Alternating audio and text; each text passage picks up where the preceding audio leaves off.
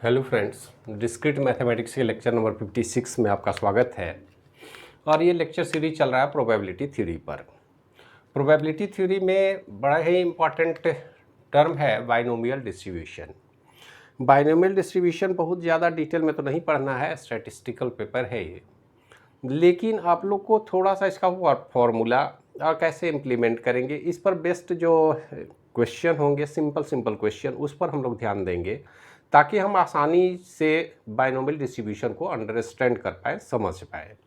देखिए binomial distribution है क्या। अगर हम गौर से देखें तो हम इसका डिफिनीशन क्या कहता है कि binomial distribution is use to obtain the probability of observing x successes in n trial. इसका सीधा मतलब है कि प्रोबेबिलिटी जब हम फाइंड करते हैं तो सिंगल ट्रायल में हम कर सकते हैं।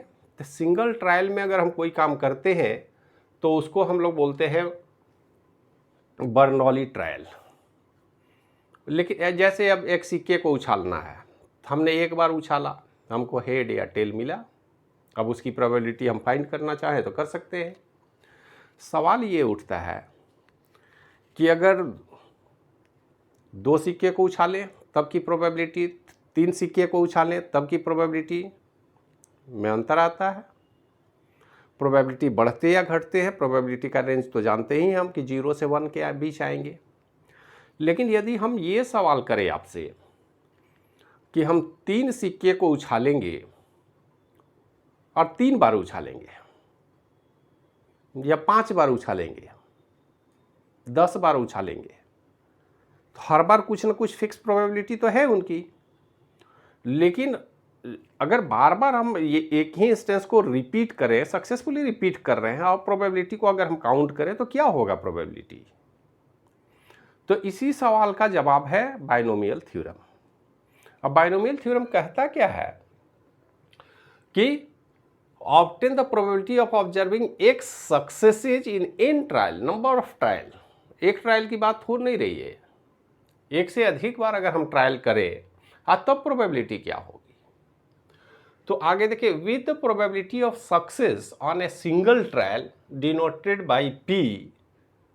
मतलब सबसे पहले ये ध्यान में रखना है कि कोई प्रोबेबिलिटी जो है सक्सेस का वो तो फिक्स है। अगर सिक्का हम उछालेंगे तो सक्सेस की प्रोबेबिलिटी 1/2 है, क्योंकि सिक्के में हेड या टेल ही होंगे। अब हेड टेल है, हम उछालेंगे तो या तो हेड होगा या टेल होगा, तो 50% प्रोबेबिलिटी है, वो तो फिक्स है। लेकिन उसी सिक्का को हम 5 बार उछालें तब क्या होगा, इसके लिए तो हमको फिर से काउंट करना पड़ेगा। हर बार हमको काउंट करनी पड़ेगी, फर्स्ट टाइम क्या प्रोबेबिलिटी है, सेकेंड टाइम क्या है, थर्ड टाइम क्या है। और नंबर ऑफ सिक्का अगर बढ़ा देते हैं तब भी प्रोबेबिलिटी बदल जाएगी। मतलब प्रोबेबिलिटी टोटली डिपेंड करता है नंबर ऑफ इवेंट्स और नंबर ऑफ एलिमेंट्स, दोनों पर डिपेंड करता है।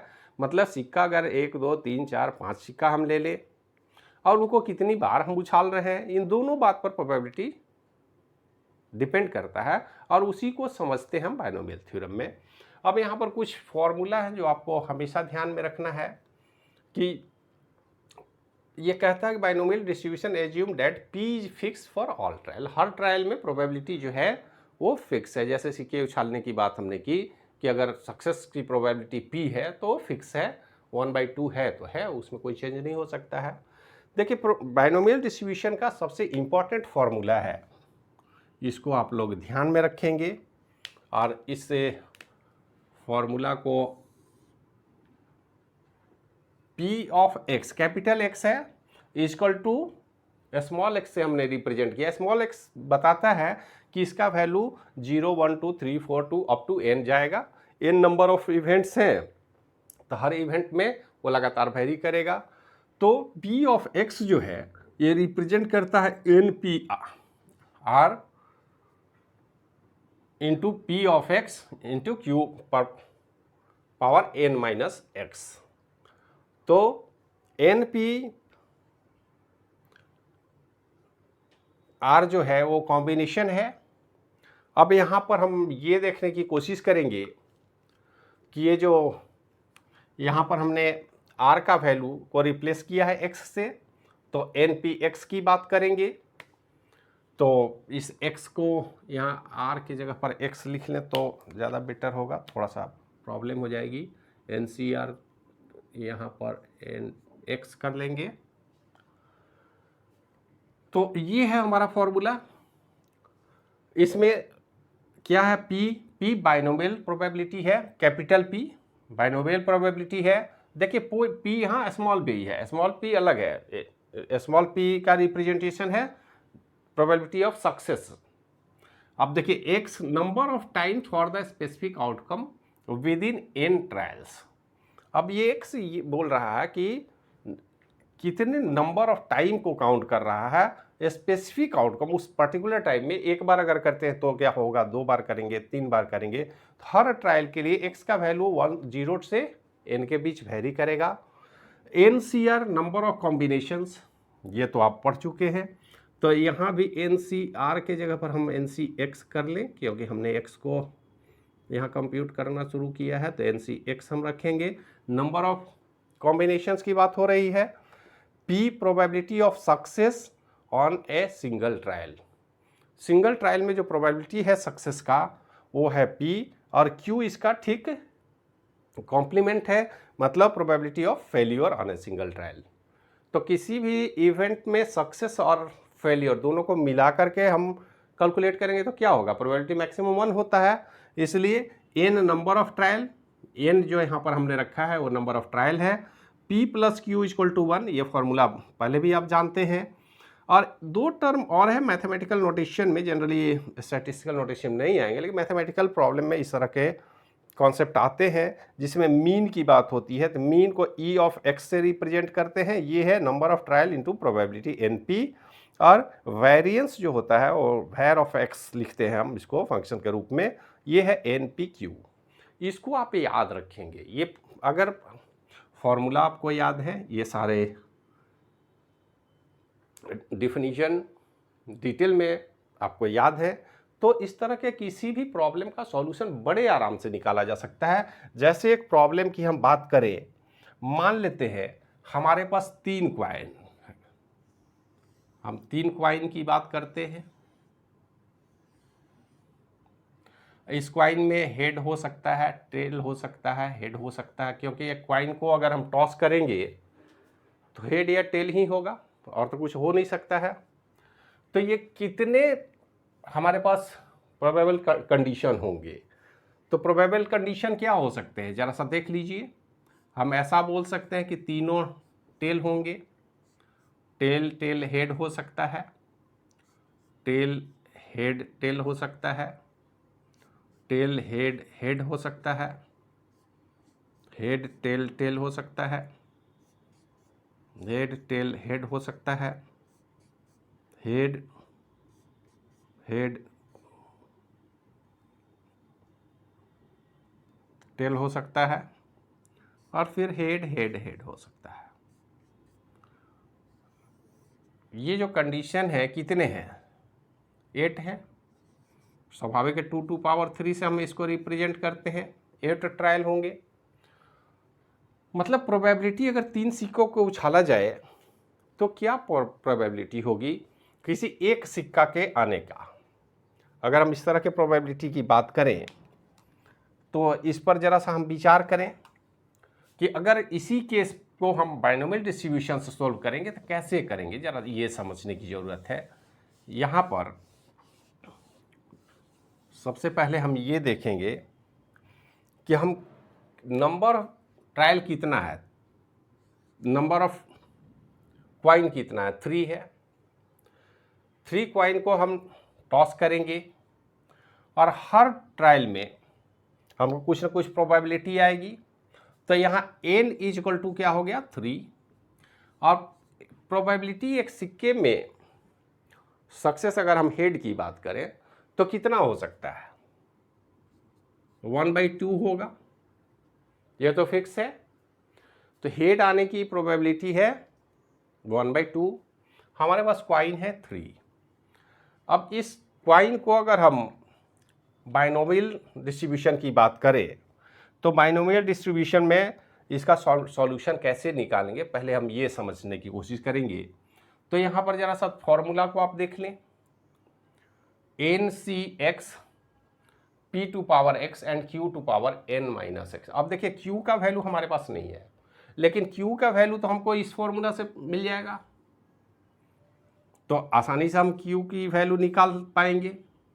ये स्मॉल पी है, तो क्यू बराबर 1 minus P equal to 1 minus 1/2 equal to 1/2।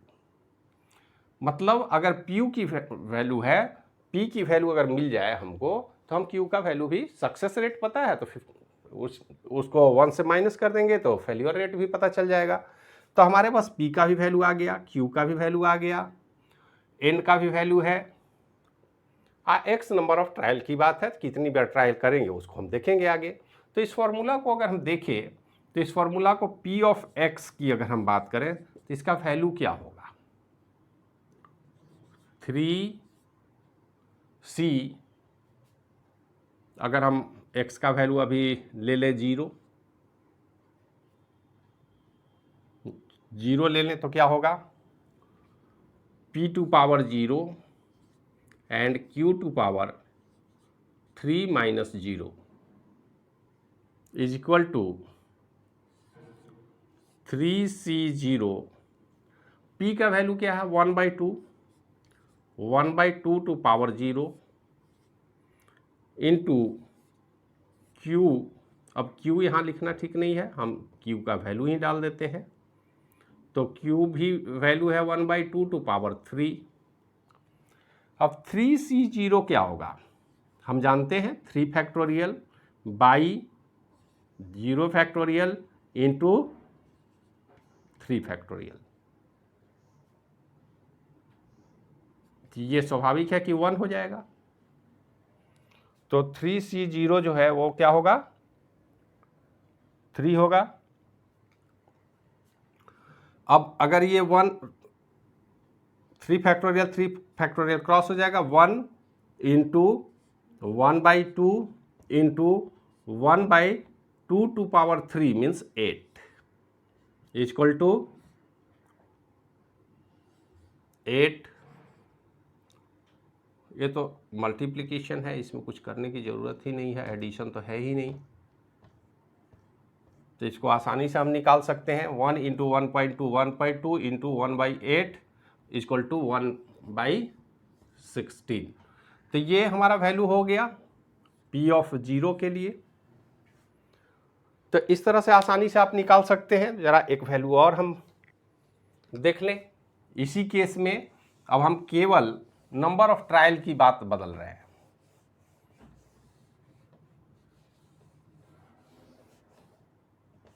अगर नंबर ऑफ ट्रायल हम 0 के जगह पर P of x P of n ले ले तो क्या होगा, यहाँ पर 1 हो जाएगा, P टू पावर 1 हो जाएगा और 3 माइनस 1 होगा।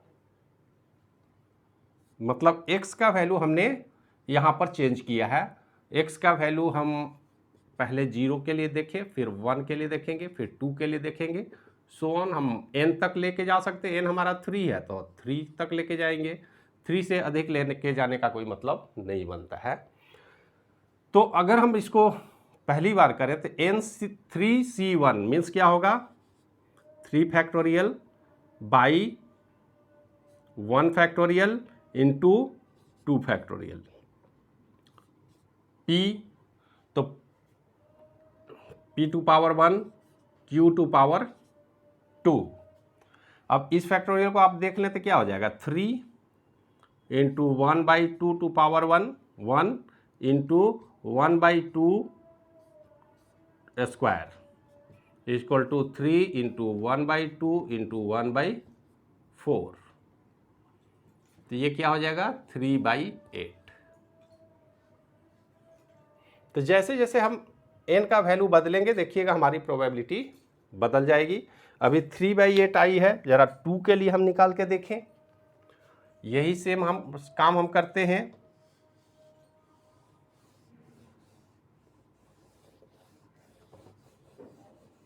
आपको सिंपली इसी तरह के सवाल पूछे जाएंगे जहाँ पर n का भी वैल्यू होगा, x का भी वैल्यू वो दे देंगे, नहीं देंगे तो आपको काउंट करना होगा। p/2 के लिए देखें तो क्या होगा 3c2 then 1/2 to power 2 then 1/2 to power 3 minus 2 1। 3c2 का वैल्यू क्या होगा 3 factorial by 2 factorial into 3 minus 2 1 factorial 1/2 to power 2 into 1/2 is equal to 3 into 1/4 into 1/2 is equal to 3/8। तो n का वैल्यू 1 हो 2 हो हमारा रिजल्ट सेम आ रहा है। अगर n का वैल्यू हम 3 ले लें तब क्या होगा उसको भी हम देख लें।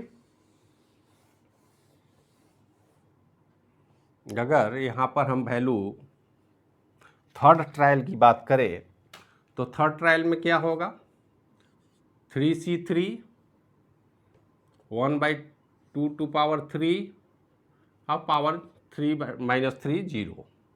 तो 3/3 फैक्टोरियल क्या होगा 3 factorial by 3 factorial into 0 factorial equal to 1 into 1/8 into 1 क्योंकि पावर 0 है तो 1 होगा।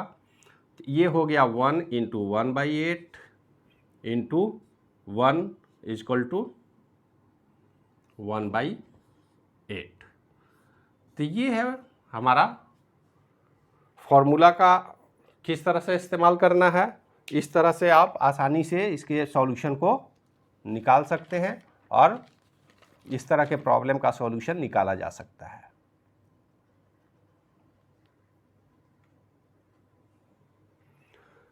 अब इसमें एक क्वेश्चन और कई बार आता है जिसमें मीन और वेरिएंस के आधार पर भी प्रॉब्लम पूछे जाते हैं। वैसे स्टैटिस्टिकल प्रॉब्लम में इसी तरह के केस आएंगे प्रोबेबिलिटी बेस्ड। लेकिन अगर बाइनोमियल डिस्ट्रीब्यूशन की हम बात करें तो एग्जामिनेशन में हो सकता है इस तरह के क्वेश्चन आ जाए कि if x is the binomial distribution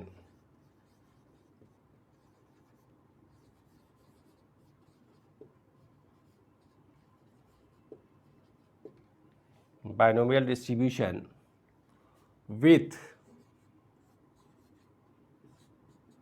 e of x is equal to 2 and variance of x is equal to 4/3।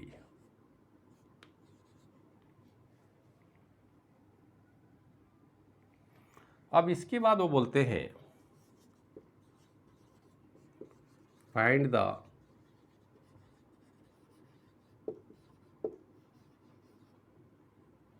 Probability of f(x)।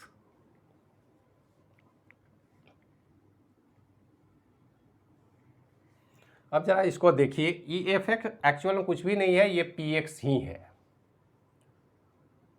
अब इस px को ही आप यहाँ f(x) लिख रहे हैं तो प्रोबेबिलिटी फंक्शन की बात करते हैं मैथमेटिकल इक्वेशन है। यहाँ पर हमारे पास तो कोई नंबर ऑफ ट्रायल वगैरह की बात नहीं है, यहाँ ना कोई इवेंट की बात है। अगर इस तरह के प्रॉब्लम होंगे तो कैसे सोल्व करेंगे आप। तो देखिए नीचे में हमने दिया है ई ऑफ एक्स क्या है मीन है और ये है वेरिएंस। मीन और वेरिएंस का फॉर्मूला हमारे पास ऑलरेडी है। तो अगर हम मीन और वेरिएंस का फॉर्मूला इस्तेमाल करें तो हमें नंबर ऑफ इवेंट भी पता चल जाएंगे, सक्सेस रेट भी पता चल जाएंगे और फेलियर रेट भी पता चल जाएंगे, उनकी प्रोबेबिलिटी भी पता चल जाएगी। अब इस सवाल को कैसे बनाना है जरा सा देख लीजिए। सबसे पहले हम जानते हैं कि p ऑफ x की बात अगर हम करें तो यहाँ पर e of x equal to क्या है n इंटू पी है और वेरिएंस ऑफ x क्या है n p और q है। अब इसी आधार पर अगर हम इन दोनों को डिवाइड कर दें तो क्या निकलेगा, इसको अगर डिवाइड कर दे तो इन दोनों को काट के 1/q निकल जाएगा। यही काम हम यहाँ करने वाले हैं। अब e ऑफ x का वैल्यू हमें पता है 2 इक्वल टू 4/3।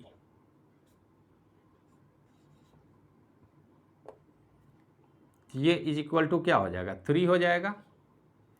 मतलब 1/q इक्वल टू 3, तो q बराबर क्या होगा, q इक्वल टू 1/3 हो जाएगा। इसमें कोई दिक्कत है, सिंपल सा इक्वेशन है जो आप आसानी से कर पाएंगे।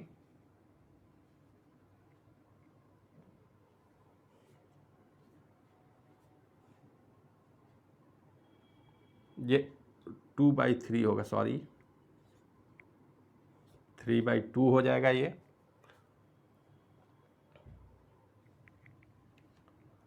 तो अब p का वैल्यू क्या होगा, p equal to 1 minus 2/3 equal to 1/3। तो p और q का वैल्यू हमको आसानी से मिल गया यहाँ, इसमें कोई समस्या नहीं है। और p और q का वैल्यू अगर मिल जाए तो हम n का वैल्यू भी पता लगा सकते हैं। इसको ज़रा सा हम रब करते हैं। हमारे पास अभी जो वैल्यू है इसको हम अलग लिख लेते हैं।